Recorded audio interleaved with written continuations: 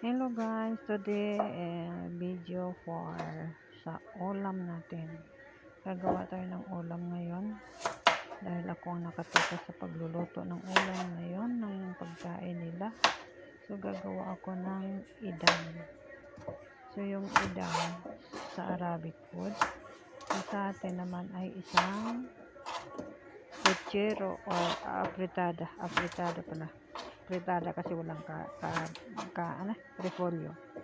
So, naghiwa ako ng 2 carrots, saka patatas, at saka may kamatis din. Ihiwain at ilalagay sa blender para magiging slice yan ng maliliit. Ayan ang sibuyas. Naghiwa din ako ng sibuyas para i-blender ko. Ayan, natin lang ilagay sa blender ang sibuyas. Sibuyas muna unahin natin sa pag-blender para diretso na yan mamaya. Ayan, blender ko na ang sibuyas guys. Oops. Ayan, ang kamatis naman ang aking pag-blender. Ayan, tapos na ang sibuyas, kamatis na naman. Ayan na, na-blender ko na. So, ayan na. Pwede nang magluto. Maglagay muna ako ng mantika sa kawali. Init na init yung mga kaldero ko guys. Kasi ibang ano na yan. At meron na pala ako nakareading bawang guys. Nilagyan ko na yan yung bawang na yan. Para hindi kayo na mahirapan kayo ng bawang. Ilagay nyo lang sa ref. Lagyan nyo lang ng mantika yan. May preservative na yan. So, ayan na.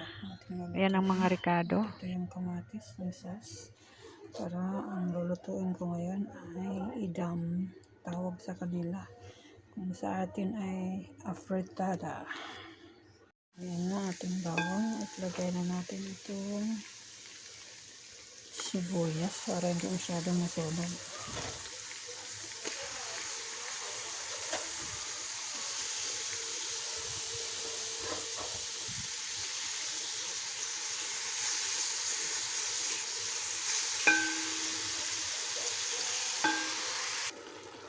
Nalagay ko ng kamatis ko.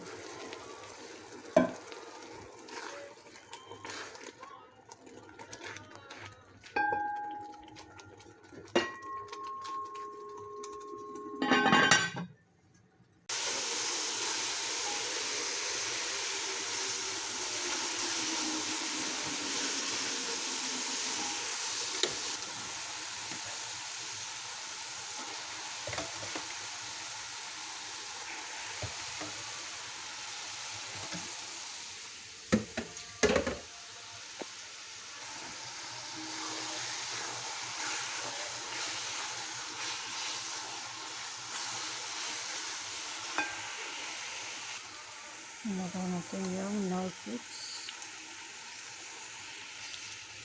Naglalagay din tayo sa ito. Powder na maanghang.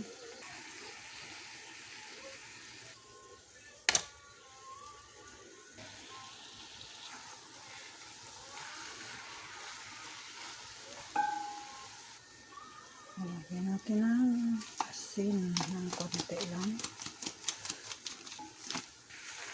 Shake. Halo-haloan lang natin ito.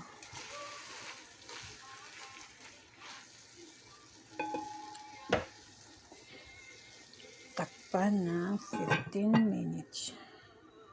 Ayan na. Pwede na natin lagyan siya ng tubig.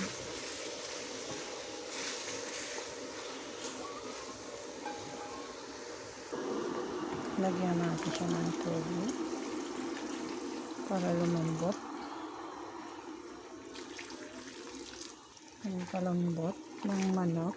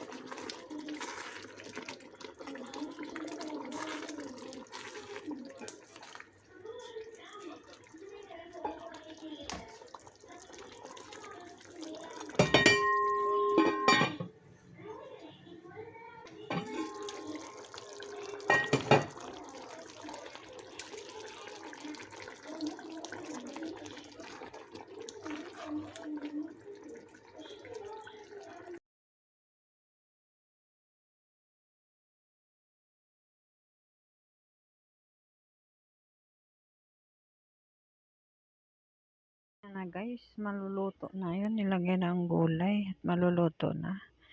Kain na na. Thank you for watching.